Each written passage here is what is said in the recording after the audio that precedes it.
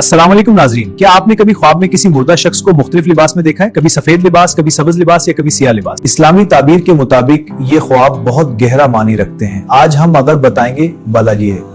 ہم بتائیں گے کہ حضرت ابن سیرین اور دیگر مفسرین کے مطابق مردے کو مختلف لباس میں دیکھنے کی کیا تعبیر ہے۔ اگر کوئی شخص خواب میں مردے کو سبز لباس میں دیکھے تو یہ اس بات کی دلیل ہے کہ وہ شخص نیک اور شہادت کے درجے پر فوت ہوا ہے۔ اگر خواب میں مردہ سفید لباس پہنے نظر آئے تو اس کی تعبیر یہ ہے کہ اس کا درجہ اللہ کے ہاں نیک اور بلند ہے۔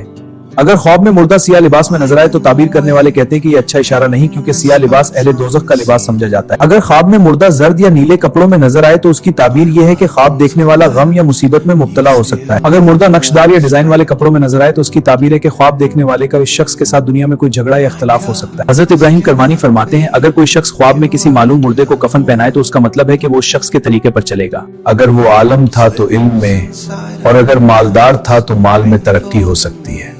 اگر خواب میں مردہ کھانا مانگے تو اس کی تعبیر ہے کہ وہ صدقہ اور دعا کا محتاج ہے، اس لیے ایسے خواب کے بعد اس کے لیے صدقہ اور دعا ضرور کرنی چاہیے۔ ناظرین، خواب اللہ کی طرف سے اشارہ بھی ہو سکتے ہیں اور کبھی صرف خیال بھی، اس لیے ہر خواب کی تعبیر نیک نیت اور علم کے ساتھ سمجھنی چاہیے۔ اگر آپ کو ویڈیو پسند آئے تو روشنی پلس چینل کو سبسکرائب کریں اور ویڈیو کو لائک اور شیئر کریں۔ اللہ آپ کو ہمیشہ خیر کے خواب دکھائے، آمین۔